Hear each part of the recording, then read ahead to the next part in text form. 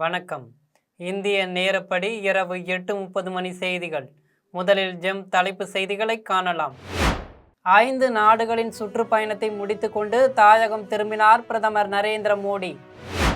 குதிரை பேரம் நடந்தது உறுதியாகிவிடும் என்பதால் தாவேக அமைச்சரவையில் அதிமுகவிற்கு அமைச்சர் பதவி கிடைக்காமல் போனது. இரண்டாவது முறையாக தாவேக அரசின் அமைச்சரவை பதவியேற்பு விழாவில் தமிழ்தாய் வாழ்த்து 3வது இடத்திற்கு தள்ளப்பட்டது. அமைப்பு செயலாளர் RS பாரதி கண்டனம். சென்னை காவல் ஆணையராக அமல்ராஜ் நியமனம். இனி விரிவான செய்திகளை காணலாம். 5 நாடுகளின் சுற்றுப்பயணத்தை முடித்துக்கொண்டு பிரதமர் நரேந்திர மோடி தாயகம் திரும்பினார். பிரதமர் நரேந்திர மோடி அரசுமுறை பயணமாக ஐக்கிய அரபு அமீரகம், நெதர்லாந்து, ஸ்வீடன், நார்வே மற்றும் இத்தாலி ஆகிய 5 நாடுகளுக்கு சென்றார். இந்த சுற்றுப்பயணத்தின் மூலம் ஐக்கிய அரபு அமீரகத்தில் பெட்ரோலிய இருப்புகள், நீண்டகால LPG விநியோகம், பாதுகாப்பு மற்றும் கப்பல் போக்குவரத்து ஆகியவற்றை உள்ளடக்கிய தொடர்ச்சியான முக்கிய ஒப்பந்தங்களில் இந்தியா கையெழுத்திட்டது. மேலும் இந்தியாவில் 5 பில்லியன் அமெரிக்க டாலர்களை முதலீடு செய்வதாக அபுதாபி உறுதியளித்து உள்ளது. நெதர்லாந்து பயணத்தின் போது பாதுகாப்பு, முக்கிய கனிமங்கள் மற்றும் பிற முக்கிய துறைகளில் ஒத்துழைப்பை மேம்படுத்துவதற்காக 17 ஒப்பந்தங்களில் இந்தியா கையெழுத்திட்டது. இந்நிலையில் 5 நாடுகளுக்கு சென்ற பிரதமர் நரேந்திர மோடி பயணத்தை முடித்துக்கொண்டு டெல்லி வந்தடைந்தார். அப்போது அவருக்கு மத்திய அமைச்சர்கள் மற்றும் உயர் அதிகாரிகள் உள்ளிட்டோர் உற்சாக வரவேற்பு அளித்தனர். தாவேக அமைச்சரவையில் அதிமுகவினர் இடம்பெற்றால் குதிரை பேரம் நடந்தது உறுதியாகிவிடும் என்றும் நீதிமன்றத்தில் வழக்கு தொடருவோம் என்று எடப்பாடி பழனிசாமி தரப்பு தெரிவித்திருந்த நிலையில் அதிமுகவிற்கு அமைச்சர் பதவி கிடைக்காமல் போனது. தமிழகத்தில் தமிழக வெற்றிக் கழகம் ஆட்சி அமைக்க அதிமுகவில் SB வேலுமணி, CV சண்முகம் அணியின் சட்டமன்ற உறுப்பினர்கள் 25 பேர் ஆதரவு அளித்தனர். இதனால் தாவேக அமைச்சரவையில் அதிமுகவினருக்கும் வாய்ப்பு வழங்கப்படும் என்று எதிர்பார்க்கப்பட்டது. ஆனால் தாவேக அமைச்சரவையில் அதிமுகவினர் இடம்பெற்றால் குதிரை பேரம் நடந்தது உறுதியாகிவிடும் என்றும் நீதிமன்றத்தில் வழக்கு தொடர்வோம் என எடப்பாடி பழனிசாமி தரப்பு தெரிவித்திருந்த நிலையில் இன்று பதவியேற்றுக் கொண்ட 23 அமைச்சர்களில் காங்கிரஸ் கட்சியினர் 2 பேர் இடம்பெற்றிருந்த நிலையில் அதிமுகவினர் மற்றும் தாவேகாவிற்கு ஆதரவு அளித்த விடுதலை சிறுத்தைகள் கட்சி, இந்திய யூனியன் முஸ்லீம் லீக் கட்சியை சேர்ந்தவர்கள் இடம்பெறவில்லை. இந்நிலையில் CV சண்முகம், SB வேலுமணி உள்ளிட்டவர்கள் அதிமுகவின் இரட்டை இலை சின்னத்தில் போட்டியிட்டு வெற்றி பெற்றவர்களுக்கு விவாமில் எடப்பாடி பழனிசாமி தான் கையெழுத்திட்டு உள்ளார். மேலும் அதிமுகவின் கொறடாவாக அக்ரி கிருஷ்ணமூர்த்தியை அவர் நியமித்து உள்ளார். அவர் தாவேக நம்பிக்கை கோரும் தீர்மானத்திற்கு எதிராக வாக்களிக்க வேண்டும் என்று அனைத்து அதிமுக சட்டமன்ற உறுப்பினர்களுக்கும் தகவல் அனுப்பினார். இதனை CV சண்முகம், SB வேலுமணி அணியின் சட்டமன்ற உறுப்பினர்கள் ஏற்காமல் தாவேகாவிற்கு ஆதரவாக சட்டசபையில் வாக்களித்தனர். கொறடா உத்தரவை மீறினால் சட்டமன்ற உறுப்பினர்கள் தகுதி நீக்கம் செய்ய முடியும் என்ற வகையில் 25 பேரையும் தகுதி நீக்கம் செய்ய எடப்பாடி பழனிசாமி நடவடிக்கை எடுத்து வருகிறார். இந்நிலையில் சபாநாயகர் JCT பிரபாகர் தகுதி நீக்கம் செய்ய தவறும் பட்சத்தில் எடப்பாடி பழனிசாமி நீதிமன்றம் செல்லலாம். அப்படி செல்லும் போது எடப்பாடி பழனிசாமிக்கு ஆதரவாக தீர்ப்பு வர அதிகம் வாய்ப்பு உள்ளது. இதனால் 25 பேரும் தகுதி நீக்கம் செய்யப்பட நேரிடும் என்பதாலும் இதுபோன்ற அசாதாரண சூழ்நிலையில் அதில் உள்ளவர்களுக்கு அமைச்சர் பதவியை முதலமைச்சர் விஜய் வழங்கினால் அது அவருக்கு அவப்பெயரை ஏற்படுத்தும் என்பதாலும் நீதிமன்றமும் அவரது செயலை கண்டிக்க வாய்ப்பு இருக்கிறது என்பதாலும் இதனிடையே தாவேகாவிற்கு ஆதரவு அளித்தவர்கள் மறுபரிசீலனை செய்வதாக தெரிவித்துள்ள நிலையிலும் தாவேக அமைச்சரவையில் அதிமுகவிற்கு இடம் கிடைக்காமல் போனது. இரண்டாவது முறையாக தாவேக அரசின் அமைச்சரவை பதவியேற்பு விழாவில் தமிழ்தாய் வாழ்த்து 3வது இடத்திற்கு தள்ளப்பட்டதற்கு அமைப்பு செயலாளர் RS பாரதி கண்டனம் தெரிவித்து உள்ளார்.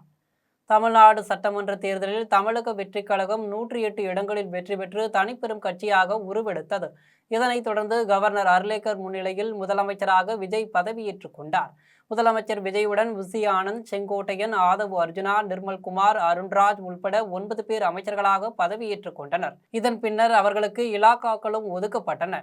அமைச்சர்கள் பதவியேற்பு விழாவில் தமிழ்தாய் வாழ்த்து 3வதாக பாடப்பட்டதால் சர்ச்சை எழுந்தது. அப்போது இது பற்றி பேசிய அமைச்சர் ஆதவ் அர்ஜுனா இனிமேல் இதுபோல் நடக்காது என்று விளக்கம் அளித்தார். இந்த சூழலில் இரண்டாவது முறையாக தாவேக அரசின் அமைச்சரவை பதவியேற்பு விழா இன்று நடந்தது. இதில் தமிழ்தாய் வாழ்த்து பாடல் 3வது பாடலாக ஒலிக்கப்பட்டது. இந்நிலையில் தமிழ்தாய் வாழ்த்திற்கு தொடர்ந்து அவமரியாதை செய்யப்படுவதாக அமைப்பு செயலாளர் RS பாரதி கடும் கண்டனம் தெரிவித்து உள்ளார். இது தொடர்பாக அவர் தெரிவிக்கையில், கவர்னர் மாளிகையில் நடைபெற்ற அமைச்சரவை பதவியேற்பு விழாவில் தமிழ்தாய் வாழ்த்து பின்னுக்கு தள்ளப்பட்டதைப் போலவே தமிழ்நாடு எல்லா வகையிலும் இனிமேல் பின்னுக்கு தள்ளப்படும் என்பதற்கு தாவேக அமைச்சர்கள் பதவியேற்பு விழாவே சான்று என்றும் தமிழ் தாய் வாழ்த்திற்கு தொடர் அவமதிப்பும் ஏற்பட்டு உள்ளது. அத்துடன் தமிழ் தாய் வாழ்த்து 3ஆம் இடத்துக்கு தள்ளப்பட்டதை திமுக சார்பில் கடும் கண்டனத்தை தெரிவித்துக் கொள்வதுடன் தமிழோடு விளையாடியவர்கள் யாரும் வாழ்ந்ததாக சரித்திரமில்லை என்றும் அமைப்பு செயலாளர் RS பாரதி தெரிவித்துள்ளார். சென்னை காவல் ஆணையராக அமல்ராஜ் நியமனம் செய்யப்பட்டு உள்ளார். சென்னை பெருநகர காவல் ஆணையராக அமல்ராஜ் நியமிக்கப்பட்டு உள்ளார். இவர் இதற்கு முன் தாம்பரம் மாநகர காவல் ஆணையராகவும் கூடுதல் காவல்துறை இயக்குநராகவும் பணியாற்றி உள்ளார். இதுவரை சென்னை காவல் ஆணையராக இருந்த அபிதின் தினேஷ் மொடக் CBCID ADGPயாக நியமனம் செய்யப்பட்டு உள்ளார். முன்னதாக அருண் சென்னை காவல் ஆணையராக இருந்த நிலையில் தேர்தலுக்கு முன்னதாக அபின் தினேஷை தேர்தல் ஆணையம் நியமித்தது. இந்நிலையில் அவர் பணியிட மாற்றம் செய்யப்பட்டு உள்ளார். தமிழ்நாட்டில் புதிய அரசு பொறுப்பேற்றதை தொடர்ந்து பல்வேறு IAS மற்றும் IPS அதிகாரிகள் தொடர்ந்து இடமாற்றம் செய்யப்பட்டு வரும் நிலையில் இந்த முக்கிய உத்தரவு வெளியாகியுள்ளது. கிட்னி திருட்டு தொடர்பான விசாரணை தேர்தல் காலத்தில் தோற்று போயிருந்தது என்றும் இப்பொழுது முழு மூச்சில் கிட்டி விசாரணை மேற்கொள்ளப்படும் என்றும் சென்னை தேனாம்பேட்டையில் சுகாதாரத்துறை அமைச்சர் அருண்ராஜ் தெரிவித்தார். சென்னை தேனாம்பேட்டையில் உள்ள DMS வளாகத்தில் சுகாதாரத்துறை அமைச்சர் அருண்ராஜ் தலைமையில் மாவட்ட தலைமை அலுவலர்கள் மற்றும் அனைத்து மருத்துவ பணிகள் இணை இயக்குநர்கள் பங்கேற்ற ஆய்வுக் கூட்டம் நடைபெற்றது. கூட்டத்தில் பிற மருத்துவமனைகளின் செயல்பாடுகள் தொடர்பாக ஆலோசிக்கப்பட்டது. கூட்டத்தை தொடர்ந்து சுகாதாரத்துறை அமைச்சர் அருண்ராஜ் செய்தியாளர்களை சந்தித்து பேசினார். அப்போது தமிழ்நாடு முழுவதும் துணை இயக்குநர்களுக்கான ஆலோசனை நடைபெற்றது என்றும் அரசு மருத்துவமனைகளில் மருத்துவர்கள் கனிவுடன் நடந்து கொள்ள வேண்டும் எனவும் மருத்துவமனைகளின் கழிவறைகள் அனைத்தும் சுத்தமாகவும் சுகாதாரமாகவும் இருப்பதற்கான சூழ்நிலையை உருவாக்க வேண்டும் எனவும் முதலமைச்சர் ஜோசப் விஜய் அறிவுறுத்தியுள்ளார் என்றும் அமைச்சர் அருண்ராஜ் தெரிவித்தார். மேலும் கிட்னி திருட்டு தொடர்பான விசாரணை தேர்தல் காலத்தில் தோற்று போயிருந்தது எனவும் இப்போது முழு மூச்சில் கிட்னி விசாரணை மேற்கொள்ளப்படும் எனவும் விசாரணை வெளிப்படைத்தன்மையுடன் நடைபெறும் எனவும் யார் குற்றம் செய்திருந்தாலும் சட்டத்தின் பிடியிலிருந்து தப்பிக்க முடியாது என்றும் சுகாதாரத்துறை அமைச்சர் அருண்ராஜ் தெரிவித்துள்ளார். மின் கட்டணத்தை உயர்த்தும் எண்ணம் தமிழக அரசிற்கு இல்லை என்றும் மறைமுக டீலிங் இருக்காது, யாரும் துண்டு சீட்டில் எழுதி கொடுத்து செயல்பட முடியாது என்றும் சென்னையில் மின்சாரத்துறை அமைச்சர் CTR நிர்மல்குமார் தெரிவித்துள்ளார். சென்னை அண்ணா சாலையில் உள்ள மின்சார தலைமை அலுவலகத்தில் தமிழ்நாடு மின்சாரத்துறை அமைச்சர் CTR நிர்மல்குமார் ஆய்வு செய்தார். ஆய்விற்கு பின்னர் அமைச்சர் நிர்மல்குமார் செய்தியாளர்களை சந்தித்து பேசினார். அப்போது கடந்த வாரம் ஜோசப் விஜய் முதலமைச்சராக பொறுப்பேற்றதை அடுத்து மின்சாரத்துறையில் நடவடிக்கை மேற்கொள்ள வேண்டிய செயல்முறைகள் குறித்து ஆய்வு செய்து வருகிறோம் என்றும் டெண்டர் முறையில் பின்பற்றப்படும் நடைமுறைகள் மற்றும் நிலக்கரி எங்கிருந்து வாங்கப்படுகிறது என்பதையெல்லாம் ஆய்வு செய்து வருகிறோம் என்றும் விதிமீறல்கள் நடைபெறும் இடங்களில் கண்டுபிடிக்கப்பட்டு நடவடிக்கை எடுக்கப்பட்டு வருகிறது என்றும் தெரிவித்தார். மேலும் மறைமுக டீலிங் இருக்காது, யாரும் துண்டு சீட்டில் எழுதி கொடுத்து செயல்பட முடியாது எனவும் டெண்டர் முறைகேடு குறித்து விசாரணை மேற்கொள்ளப்பட்டு வருகிறது எனவும் மின்சாரத்துறை அமைச்சர் CTR நிர்மல்குமார் தெரிவித்துள்ளார். பாபநாசம் சட்டமன்ற தொகுதி உறுப்பினர் ஷாஜகான் தமிழக வெற்றிக்கழக அமைச்சரவையில் இடம்பெறுவார் என சென்னை மண்ணடியில் நடைபெற்ற கூட்டத்தில் முடிவு செய்யப்பட்டுள்ளதாக இந்திய யூனியன் முஸ்லிம் லீக் கட்சியின் தேசிய தலைவர் பேராசிரியர் காதர் முகுதீன் தெரிவித்துள்ளார். இந்திய யூனியன் முஸ்லிம் லீக் கட்சியின் மாநில நிர்வாகக் குழு அவசர கூட்டம் சென்னை மண்ணடியில் உள்ள இந்திய யூனியன் முஸ்லிம் லீக் கட்சியின் தலைமை அலுவலகத்தில் தேசிய தலைவர் முனிருஸ் மில்லத் பேராசிரியர் காதர் முகுதீன் தலைமையில் நடைபெற்றது. கூட்டத்தில் மாநில பொதுச் செயலாளர் முகமது அபுபக்கர், திமுக தலைமையிலான கூட்டணியில் இடம்பெற்றிருந்த இந்திய யூனியன் முஸ்லிம் லீக் கட்சியின் வாணியம்பாடி சட்டமன்ற உறுப்பினர் முகமது பாரூக், பாபநாசம் தொகுதி சட்டமன்ற உறுப்பினர் ஷாஜகான் மற்றும் மாநில நிர்வாகிகள் உள்ளிட்ட பலர் கலந்து கொண்டனர். கூட்டத்தை தொடர்ந்து இந்திய யூனியன் முஸ்லிம் லீக் கட்சியின் தேசிய தலைவர் காதர் முகுதீன் செய்தியாளர்களை சந்தித்து பேசினார். அப்போது எந்த ஒரு அரசியல் முடிவு எடுத்தாலும் அகில இந்திய தலைமையிடம் கலந்தாலோசித்த பின்னரே ஒப்புதலின் பெயரிலேயே இறுதியான முடிவு எடுக்கப்படும் என்றும் அந்த வகையில் அவர்களின் வழிகாட்டுதலின் பெயரில் தற்பொழுது தமிழக வெற்றிக்கழக அமைச்சரவையில் இந்திய யூனியன் முஸ்லிம் லீக் இடம்பெறும் என்ற முடிவு எட்டப்பட்டுள்ளது என்றும் பாபநாசம் சட்டமன்ற தொகுதி உறுப்பினர் ஷாஜகான் அமைச்சரவையில் இடம்பெறுவார் என்ற முடிவு இன்று நடைபெற்ற கூட்டத்தில் முடிவு எடுக்கப்பட்டுள்ளது என்றும் பேராசிரியர் காதர் முகுதீன் தெரிவித்துள்ளார். இது தொடர்பாக மேலும் அவர் தெரிவிக்கையில், இசைஞானி இளையராஜாவின் 50 ஆண்டு கால இசை சாதனைக்கு 50 மணி நேர நெருப்பு ஓவியம் வரைந்து கோவையைச் சேர்ந்த ஓவிய கலைஞர் UMD ராஜா வாழ்த்து தெரிவித்துள்ளார். தமிழ் திரையிசை உலகின் சகாப்தமான இசைஞானி இளையராஜாவின் இசை பயணம் 50 ஆண்டுகளை நிறைவு செய்து பொன்விழா காண்கிறது. இதனை முன்னிட்டு கோவை குனியமுத்தூரைச் சேர்ந்த ஓவிய கலைஞர் UMD ராஜா என்பவர் தனித்துவமான கலைப்படைப்பின் மூலம் 50 மணி நேரத்தை செலவிட்டு 2 நாட்களாக அயராது உழைத்து சாதாரண தூரிகைகளுக்கு பதிலாக கேஸ்கன் வர்னர் மற்றும் நெருப்பை பயன்படுத்தி கசுடர் ஓவியத்தை வரைந்து முடித்து உள்ளார். ஓவியத்தின் கீழே இளையராஜா 50 என்று பொறித்து நேற்று இல்லை நாளை இல்லை எப்பவும் நீ ராஜா என்ற வாழ்த்து வாசகங்களையும் ஓவிய கலைஞர் UMD ராஜா எழுதியுள்ளார். கோவில்பட்டி அருகே காதலி கண்ணெதிரிலேயே காதலனை குத்தி கொலை செய்த காதலியின் தந்தை உள்பட 3 பேரை கோவில்பட்டி காவல்துறையினர் கைது செய்தனர். தூத்துக்குடி மாவட்டம் கழுகுமலை அடுத்த கரடிக்குளத்தைச் சேர்ந்த மாணிக்க மகன் சஞ்சய் என்பவர் சென்னை கிளாம்பாக்கம் அருகே உள்ள பகுதியில் சிலைகள் செய்யும் சிற்பியாக வேலை பார்த்து வந்தார். இவர் கழுகுமலை அடுத்த கெச்சிலாபுரத்தை சேர்ந்த விவசாயி குமாரின் மகள் கனகலட்சுமியை காதலித்து வந்து உள்ளார். இவர்களின் காதலுக்கு பெண்ணின் தந்தை குமார் எதிர்ப்பு தெரிவித்து வந்து உள்ளார். இந்நிலையில் 17ஆம் தேதி இரவு சஞ்சய் தனது நண்பர்களான முத்துச்செல்வம், மாதீஸ் ஆகியோருடன் வேலைக்காக சென்னை புறப்பட்டு கோவில்பட்டி பைபாஸ் சாலையில் உள்ள பேருந்து நிறுத்தத்தில் பேருந்திற்காக காத்திருந்தார். அப்போது காதலி கனகலட்சுமி, அவர்களின் தந்தை குமார், அவரது உறவினர்கள் மாரிமுத்து, சங்கர நாராயணன் ஆகியோர் சஞ்சயுடன் வாக்குவாதத்தில் ஈடுபட்டனர். வாக்குவாதம் முற்றியதில் சஞ்சயை கத்தியால் குத்தி கொலை செய்தனர். இதுகுறித்து தகவல் அறிந்த கோவில்பட்டி மேற்கு காவல் நிலைய காவல்துறையினர் குமார், அவரது உறவினர்கள் மாரிமுத்து, சங்கர நாராயணன் ஆகிய 3 பேரை கைது செய்தனர். காதலி முன்பு காதலன் குத்தி கொலை செய்யப்பட்ட சம்பவம் பெரும் பரபரப்பை ஏற்படுத்தியுள்ளது. கரூரில் மூடப்பட்ட டாஸ்மாக் கடை ஊழியர்களுக்கு கல்வி தகுதிக்கேற்ப மாற்றுப்பணி வழங்கிட வேண்டுமென வலியுறுத்தி டாஸ்மாக் கடை ஊழியர்கள் கண்டன ஆர்ப்பாட்டத்தில் ஈடுபட்டனர்.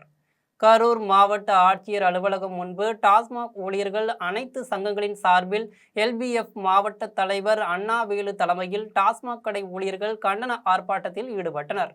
அப்போது மூடப்பட்ட டாஸ்மாக் கடை பணியாளர்களுக்கு அரசு காலி பணியிடங்களில் கல்வி தகுதிக்கேற்ப மாற்றுப்பணி வழங்கிட வேண்டும். காலி மது பாட்டில்களை சேகரிக்கும் பணியை கடை ஊழியர்கள் மீது சுமத்தாமல் தனி பணியாளர்களை நியமிக்க வேண்டும். கடைகளில் பணிபுரியும் ஊழியர்களை மிரட்டும் சமூக விரோதிகள் மீது கடுமையான நடவடிக்கை எடுக்க வேண்டும்.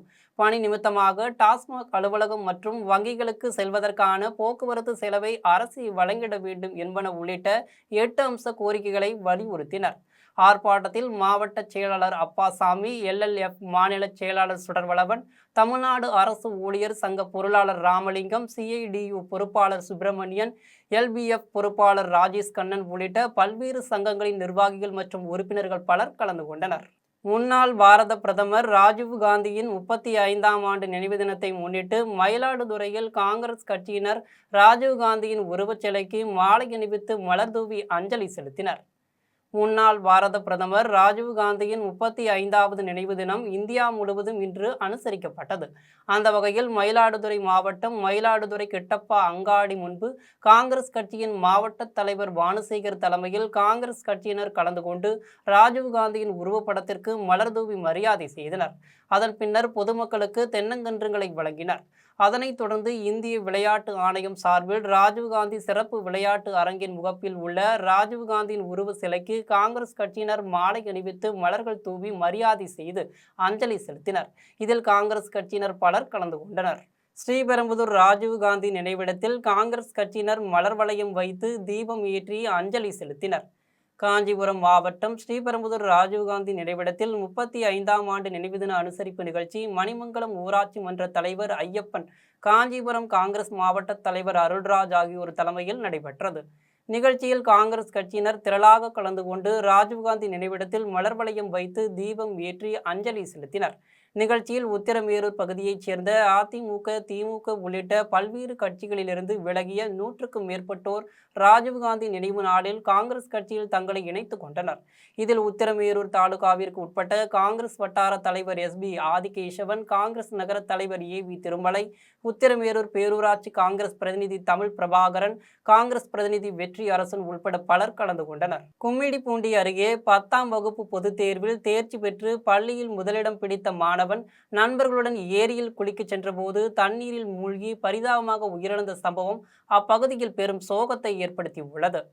திருவள்ளூர் மாவட்டம் கும்மிடிப்பூண்டி அடுத்த அரியத்துறை கிராமத்தைச் சேர்ந்த அபிஷேக் என்ற மாணவர் கவரப்பேட்டை அரசு மேல்நிலைப் பள்ளியில் 10ஆம் வகுப்பு பயின்று வந்தார். கோடை விடுமுறை என்பதால் அபிஷேக் தனது நண்பர்களுடன் கிராமத்தின் அருகாமையில் உள்ள ஏரியில் குளிக்கச் சென்றார். அப்போது எதிர்பாராத விதமாக தண்ணீருக்கு அடியில் இருந்து சேற்றில் சிக்கிக்கொண்டு மாணவன் அபிஷேக் வெளியே வர முடியாமல் பரிதாபமாக உயிரிழந்தார். இந்நிலையில் 10ஆம் வகுப்பு பொதுத் தேர்வு முடிவுகள் வெளியானதில் உயிரிழந்த மாணவன் அபிஷேக் 495 மதிப்பெண்கள் பெற்று பள்ளியில் முதலிடம் பிடித்து சாதனை படைத்து உள்ளார். 10ஆம் வகுப்பு பொதுத் தேர்வில் தேர்ச்சி பெற்று பள்ளியில் முதலிடம் பெற்ற மாணவன் அபிஷேக் தண்ணீரில் மூழ்கி உயிரிழந்த சம்பவம் குடும்பத்தினர், பள்ளி ஆசிரியர்கள் மற்றும் அப்பகுதி மக்களை கண்கலங்க வைத்ததுடன் பெரும் சோகத்தை ஏற்படுத்தியது. ராமநாதபுரம் தாலுகா அலுவலகத்தில் பாரத ரத்னா ராஜீவ்காந்தியின் 35ஆம் ஆண்டு நினைவு தின அனுசரிப்பு நிகழ்ச்சி நடைபெற்றது. இந்திய திருநாட்டை 21ஆம் நூற்றாண்டிற்கு அழைத்து கொண்டு வந்த கணினி நாயகரும் முன்னாள் பாரத பிரதமரும் பாரத ரத்னா ராஜீவ்காந்தியின் 35ஆம் ஆண்டு நினைவு தின அனுசரிப்பு நிகழ்ச்சி இந்தியா முழுவதும் நடைபெற்றது. அதன் ஒரு பகுதியாக ராமநாதபுரம் புதிய பேருந்து நிலையம் அருகில் உள்ள காங்கிரஸ் கட்சியின் தாலுகா அலுவலகத்தில் ராஜீவ்காந்தி நினைவு தின அனுசரிப்பு நிகழ்ச்சி நடைபெற்றது. காங்கிரஸ் கட்சியின் மாவட்ட தலைவர் ராஜாராம் பாண்டியன் தலைமையில் நடைபெற்ற நிகழ்ச்சியில் காங்கிரஸ் கட்சியினர் திரளாக கலந்து கொண்டு ராஜீவ்காந்தியின் திருவுருவ படத்திற்கு மாலை அணிவித்து மலர்தூவி அஞ்சலி செலுத்தினர். அப்போது பயங்கரவாத உறுதிமொழி எடுத்துக்கொண்டனர். நிகழ்ச்சியில் அனைத்து மாவட்ட, வட்டார, நகர, பேரூர் தலைவர்கள், மாநில, மாவட்ட நிர்வாகிகள், சார்பு அணிகளின் தலைவர்கள், நிர்வாகிகள், பிற துறைகளின் தலைவர்கள் என காங்கிரஸ் கட்சியினர் பலர் கலந்து கொண்டனர். நாடாளுமன்ற எதிர்க்கட்சி தலைவர் ராகுல் காந்தி மற்றும் காங்கிரஸ் கட்சியினர் பற்றி அவதூறாக பேசிய திருச்செந்தூர் சட்டமன்ற உறுப்பினர் அனிதா ராதாகிருஷ்ணனை கண்டித்து கோவில்பட்டியில் பயணியர் விடுதி முன்பு காங்கிரஸ் கட்சியினர் போராட்டத்தில் ஈடுபட்டனர். தூத்துக்குடி மாவட்டம் கோவில்பட்டி காந்தி மண்டபத்தில் காங்கிரஸ் கட்சியின் வடக்கு மாவட்ட தலைவர் பெருமாள்சாமி தலைமையில் முன்னாள் பாரத பிரதமர் ராஜீவ்காந்தி நினைவு தின அனுசரிப்பு நிகழ்ச்சி நடைபெற்றது. நிகழ்ச்சியில் காங்கிரஸ் கட்சியினர் திரளாக கலந்து கொண்டு ராஜீவ்காந்தியின் திருவுருவ படத்திற்கு மாலை அணிவித்து மலர்தூவி அஞ்சலி செலுத்தினர். இதையடுத்து முன்னாள் அமைச்சரும் திருச்செந்தூர் சட்டமன்ற உறுப்பினருமான அனிதா ராதாகிருஷ்ணன் ராகுல் காந்தி பற்றியும் காங்கிரஸ் தலைவர்கள் பற்றியும் அவதூறாக பேசியதை கண்டித்து பயணியர் விடுதி முன்பு வடக்கு மாவட்ட காங்கிரஸ் தலைவர் பெருமாள்சாமி தலைமையில் காங்கிரஸ் கட்சியினர் கலந்து கொண்டு அனிதா ராதாகிருஷ்ணன் படத்தை செருப்பால் அடிக்க முயன்றனர். இதனை தடுக்க முயன்ற காவல்துறையினர் மீது செருப்பு வீசப்பட்டதால் காங்கிரஸ் கட்சியினருக்கும் காவல்துறையினருக்கும் இடையே வாக்குவாதம் ஏற்பட்டது.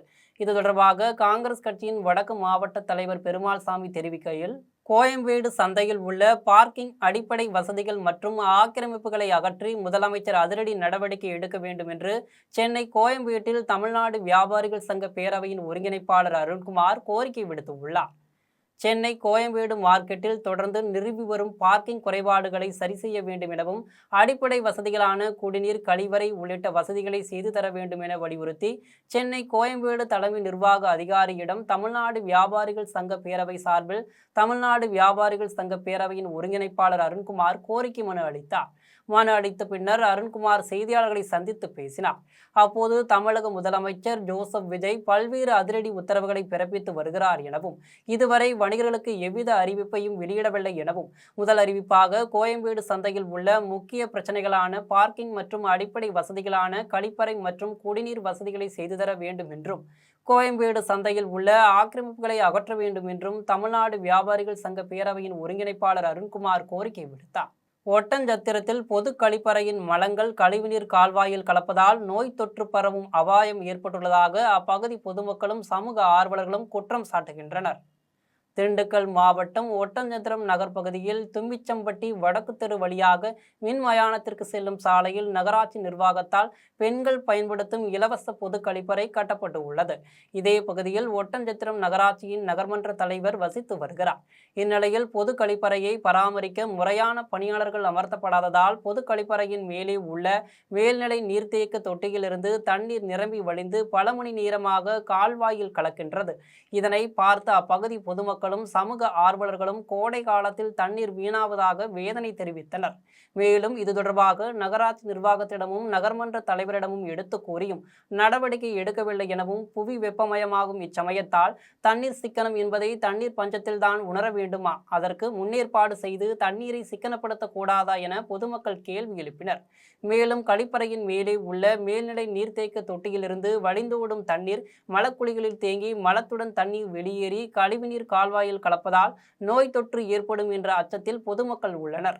மேலும் நோய் தொற்று பரவாத சுகாதாரமான சூழலை உருவாக்குவதை நகராட்சி நிர்வாகம் மறந்துவிட்டு அலட்சியம் காட்டுகிறதால் நோய் தொற்றில் உயிரிழக்க நேர்ந்தால் உயிரை பணம் காசு திருப்பி தருமா என்று பொதுமக்களும் சமூக ஆர்வலர்களும் கேள்வி எழுப்பினர்.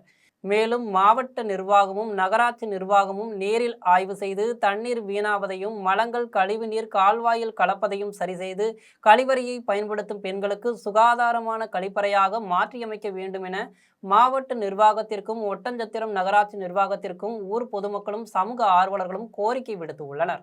தமிழக காவல்துறையின் வரலாற்றில் தடம் பதித்த முதல் பெண் காவலரான சிசிலி உடல்நலக்குறைவு காரணமாக சென்னையில் காலமானார். அவரது மறைவிற்கு காவல்துறையினரும் பொதுமக்களும் ஆழ்ந்த இரங்கலை தெரிவித்து வருகின்றனர். கடந்த 1973ஆம் ஆண்டு தமிழக காவல்துறையில் சேர்ந்த முதல் பெண் காவலர் என்ற பெருமையை பெற்ற சிசிலி தனது திறமையாலும் அர்ப்பணிப்புடன் கூடிய பணியினாலும் அடுத்தடுத்து உயர்வுகளை பெற்றார். தொடர்ந்து 1977ஆம் ஆண்டு தமிழகத்தின் 2வது பெண் உதவி ஆய்வாளராக பதவி உயர்வு பெற்றார். இவர் தனது பணிக்காலத்தில் சட்டம் ஒழுங்கை நிலைநாட்டுவதிலும் குற்றங்களை தடுப்பதிலும் மிகச்சிறந்த பங்களிப்பை வழங்கியுள்ளார். இதற்காக பல்வேறு பதக்கங்களையும் பாராட்டுகளையும் பெற்றுள்ளார். குறிப்பாக தமிழக முன்னாள் முதலமைச்சர் ஜெயலலிதாவிடமிருந்து உயரிய விருதுகளையும் பாராட்டுகளையும் சிசிலி பெற்றுள்ளார். பல்வேறு காவல் நிலையங்களில் சிறப்பாக பணியாற்றிய சிசிலி இறுதியாக சென்னை நீலாங்கரை காவல் நிலையத்தில் சட்ட ஒழுங்கு பிரிவின் ஆய்வாளராக பணியாற்றி கடந்த 2005ஆம் ஆண்டு தனது பணியிலிருந்து ஓய்வு பெற்றார். இவரது கணவர் சுசை மாணிக்கமும் காவல்துறையில் ஆய்வாளராக பணியாற்றி ஓய்வு பெற்றார். இவர்களுக்கு ஒரு மகனும் ஒரு மகளும் உள்ளனர். இந்நிலையில் உடல்நலக்குறைவால் சிசிலி காலமானார். சென்னை பாலவாக்கம் DDDSG பச்சையப்பன் நகரில் உள்ள இல்லத்தில் அவரது உடல் பொதுமக்கள் மற்றும் காவல்துறையினரின் அஞ்சலிக்காக வைக்கப்பட்டு உள்ளது. இவரது உடல் நாளை அக்கரையில் உள்ள கல்லறை தோட்டத்தில் நல்லடக்கம் செய்யப்பட உள்ளது. வல்லக்கோட்டையில் அமைந்துள்ள ஸ்ரீ சுப்பிரமணிய சுவாமி திருக்கோவிலில் பிரம்மோற்சவ விழா கொடியேற்றத்துடன் தொடங்கியது. காஞ்சிபுரம் மாவட்டம் ஒரக்கடம் அடுத்த வல்லக்கோட்டையில் அமைந்துள்ள அருள்மிகு ஸ்ரீ சுப்பிரமணிய சுவாமி திருக்கோவிலில் 7 ஆண்டுகளுக்கு பிறகு கிராம தேவதை விநாயகர் உள்ளிட்ட தெய்வங்களுக்கு வைகாசி விசாக பிரம்மோற்சவம் தொடங்கியது. சுமார் 1000 ஆண்டுகள் பழமையானதும் அருணகிரிநாதரின் திருப்புகழ் பாடப்பட்ட சிறப்பு தலமாகவும் கல்யாண பிரார்த்தனை தலமாகவும் வல்லக்கோட்டை சுப்பிரமணிய சுவாமி திருக்கோவில் விளங்குகிறது. மேலும் புராண காலத்தில் வல்லன் என்ற அசுரனை முருகபெருமான் அழித்து ஆட்கொண்டதாகவும் முருகபெருமானை இந்திரன், அரசன் பகீரதன், முனிவர்கள் தூர்வாசர், பிருகஸ்பதி மற்றும் சிருங்கி முனிவரின் சீடர்கள் வழிபட்டதாகவும் வரலாறு தெரிவிக்கின்றது.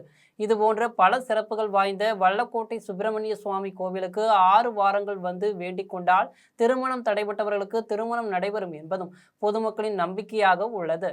இதனால் அரசியல் கட்சியினர், திரை உலகத்தினர் என பலரும் வல்லக்கோட்டை ஸ்ரீ சுப்பிரமணிய சுவாமி திருக்கோவிலுக்கு வந்து வேண்டிக் கொண்டு பிரபலமடைந்து உள்ளனர். வைகாசி விசாக பிரம்மோற்சவ விழாவில் ஏராளமானோர் கலந்து கொண்டு வல்லக்கோட்டை முருகனை வழிபட்டனர். பெரியபாளையம் அருகே பட்டப்பகலில் விவசாயி வீட்டின் பூட்டை உடைத்து 15 சவரன் நகைகள், 1 கிலோ வெள்ளி பொருட்கள் மற்றும் ரூபாய் 50,000 கொள்ளையடித்து சென்ற கொள்ளையர்களை காவல்துறையினர் தேடி வருகின்றனர். திருவள்ளூர் மாவட்டம் பெரியபாளையம் அடுத்த ஆத்துப்பாக்கம் கிராமத்தைச் சேர்ந்த சுரேஷ்குமார், புவனேஸ்வரி தம்பதியினர் மல்லிகை பூ சாகுபடி செய்து வருகின்றனர். இவர்களுக்கு ஒரு மகன் ஒரு மகள் உள்ள நிலையில் கோடை விடுமுறை என்பதால் காலையில் தினந்தோறும் தோட்டத்தில் பூக்களை பறிக்க செல்லும் போது தங்களது குழந்தைகளையும் அழைத்து சென்று பூக்களை பறித்து அவற்றை கோயம்பேடு சந்தைக்கு அனுப்பி வைத்து வருகின்றனர். வழக்கம் போல சுரேஷ்குமார் காலையில் தனது வீட்டை பூட்டிக் கொண்டு மனைவி மற்றும் குழந்தைகளுடன் பூப்பறிக்க தோட்டத்திற்கு சென்று உள்ளார். தமது தோட்டத்தில் பூக்களை பறித்து சந்தைக்கு அனுப்பிவிட்டு வீடு திரும்பிய போது வீட்டின் பூட்டு உடைக்கப்பட்டு பீரோவில் வைக்கப்பட்டிருந்த 15 சவரன் தங்க நகைகள், 1 கிலோ வெள்ளி பொருட்கள் மற்றும் ரூபாய் 50,000 கொள்ளை போனது கண்டு அதிர்ச்சி அடைந்தனர். இதுகுறித்து அளிக்கப்பட்ட புகாரின் பேரில் சம்பவ இடத்திற்கு வந்த பெரியபாளையம் காவல்துறையினர் மோப்பநாய், கைரேகை நிபுணர்கள் உதவியுடன் தடயங்களை சேகரித்து வழக்கு பதிவு செய்து கொள்ளையர்களை தேடி வருகின்றனர். பூப்பறிக்கு சென்ற சிறிது நேரத்தில் பட்டப்பகலில் வீட்டிலிருந்து 15 சவரன் தங்க நகை, பணம் கொள்ளையடிக்கப்பட்ட சம்பவம் பொதுமக்கள் மத்தியில் அதிர்ச்சியை ஏற்படுத்தியுள்ளது. காவல்துறையினர் இரவு நேரத்திலும் பகலிலும் ரோந்து பணிகளை தீவிரப்படுத்தி குற்ற சம்பவங்கள் நடைபெறாமல் கட்டுப்படுத்திட உரிய நடவடிக்கை எடுக்க வேண்டும் என பொதுமக்கள் கோரிக்கை விடுத்துள்ளனர். மீண்டும் ஜெம் தலைப்பு செய்திகள். 5 நாடுகளின் சுற்றுப்பயணத்தை முடித்துக்கொண்டு தாயகம் திரும்பினார் பிரதமர் நரேந்திர மோடி. குதிரை பேரம் நடந்தது உறுதியாகிவிடும் என்பதால் தாவேக அமைச்சரவையில் அதிமுகவிற்கு அமைச்சர் பதவி கிடைக்காமல் போனது. இரண்டாவது முறையாக தாவேக அரசின் அமைச்சரவை பதவியேற்பு விழாவில் தமிழ்தாய் வாழ்த்து 3வது இடத்திற்கு தள்ளப்பட்டது. அமைப்புச் செயலாளர் RS பாரதி கண்டனம். சென்னை காவல் ஆணையராக அமல்ராஜ் நியமனம். இத்துடன் ஜெம் செய்திகள் நிறைவடைகின்றன. மீண்டும் ஜெம் செய்திகள் இரவு 12 மணிக்கு. உடனுக்குடன் செய்திகளை காண GemLive.tv என்ற இணையதளத்தில் இணைந்திருங்கள். நன்றி, வணக்கம்.